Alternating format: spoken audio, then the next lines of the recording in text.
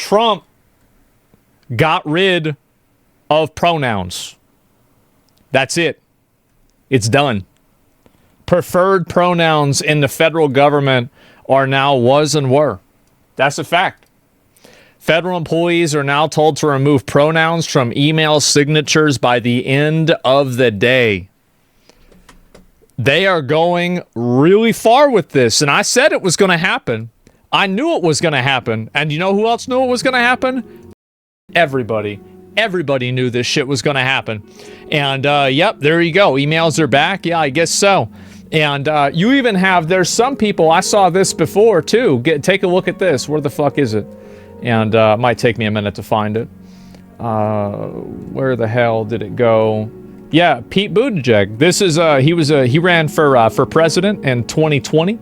And he had his pronouns. Now he doesn't. They're gone. And so there it is. And yeah, it's looking like a lot of people using the pronouns. That stuff is pretty much done. I don't really think this should be as a surprise to anybody. I think that people don't like the idea of compelled speech. People don't really, I think that like the he and she, I think that most people can get along with that. Most people understand that. You go to they, I think that you're getting to like probably 10% of people that understand that. You get to Z, unless you're talking about that guy that runs China, I feel like pretty much nobody understands that. They, them is just confusing. Yep, there we go. And people, the only people that want us to be seen as a person who understand this shit, yeah, I don't know. But as a non-native speaker, they as a third person singular felt really awkward to use. Yeah, it can technically be used as a singular. I used to think that it wasn't able to. I looked it up. It turns out it was. But I think a lot of people are just tired of this shit. So this really, I won't use someone's pronoun. I won't talk to this friend. Yeah, the people are just so tired of it. And like this type of stuff, like I think this is really what caused people to lose. And do you think companies in June will still celebrate Pride Month? I think that, so this is what I think is probably going to happen. So like this actually, that's a really interesting question. Like where does Pride Month stand now that we've seen a very big cultural shift? Now, I want to think about this. Think about how it was, I guess 4 months ago, right? I was looking at the calendar. How it was 4 months ago. Different than it is now. I think a lot can happen in 4 months, and I would not be surprised. Like, the thing is that we can't really predict what's going to happen because it's like kind of unprecedented, like the amount of change and like how fast it's happening, at least in like my recent memory. But there is a good chance that if things become even more conservative and even more, you know, like against like LGBT stuff, that a lot of companies call off Pride Month. I think there's a very, very good probability of that happening. And so the reason why, so this is what, like, why would a company do this? It's very simple. So companies do Pride Month primarily to make money. And by primarily, I mean completely. So companies do Pride Month because they're hoping that people that support the cause will see the company positively and maybe buy a shirt with a rainbow on it, right? That's clearly the idea. Or a trans flag or anything else. It's money. So if the company thinks that it's going to make more money supporting and selling rainbow flags and stuff like that, then they'll do it. But if they think that they'll end up losing money and it will end up being a detriment to the product and it will hurt them, then they will not do it. So I think the decision will probably very much be a temperature check that happens somewhere around in April or May.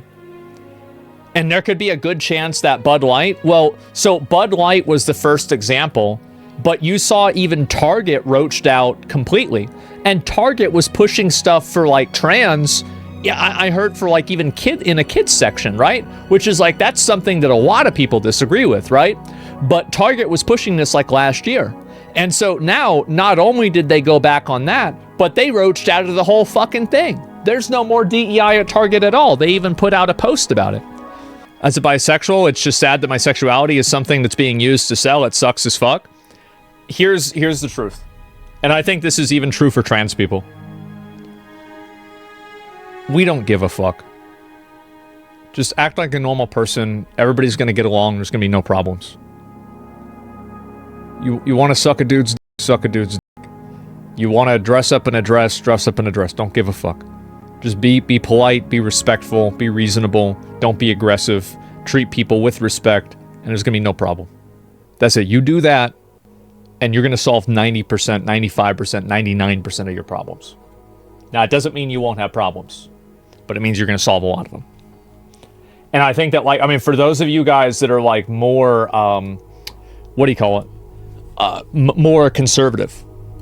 How do you guys feel about that? Is that the way that you feel too? How the turntables? Well, I mean, people knew this was going to happen, right? I mean, everybody knew this shit was going to happen. Let's be honest. I think that pronouns, people were very, very unhappy about it. People really didn't like pronouns, so it's not a surprise that people are pushing back on it super hard. So the trans community is supposed to just keep their mouth shut while rights are being taken away. You can make emotional arguments as much as you want. At the end of the day, people just don't want to hear about it. So, like, if you don't like that, then I think it's totally fair for you to be frustrated. But at the end of the day, you can't expect the whole world to carry your cross. That's it. What rights? No, I think they are going to take away... So, like, for example, like the right to identify as a gender on, like, your state ID card. I think that is a right that they had that they will no longer have. The right to be in military service, that's not a right. Okay, so you're getting specific in the term rights. That's fair. Privileges, options, availabilities, whatever you want to call them, there were options that trans people could take advantage of that other people could also take advantage of, and now they can no longer do that. So there is, like, you know, imagine the scope of what a trans person could do is this big, now it's this big. They made it smaller.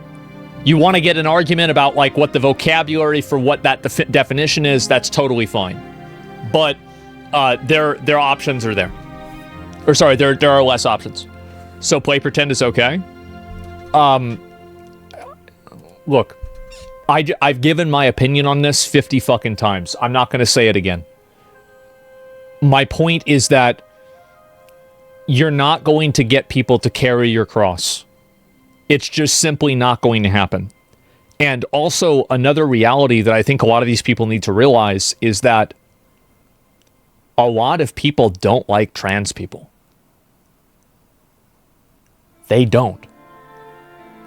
And in the West, it is very, very much more accepted than the rest of the world. Way more accepted. So I get that you guys, I understand it, and I sympathize absolutely. Like, I'm not in support of taking away rights either. I think it's ridiculous, or privileges or options. I think it's crazy. But at the same time, like, I don't really like gambling. Like, here's an example, right? Like, I really don't like gambling. I think gambling's bad. I don't like alcohol either. I wish that in a perfect world, nobody drank alcohol and nobody gambled ever. That's what I believe.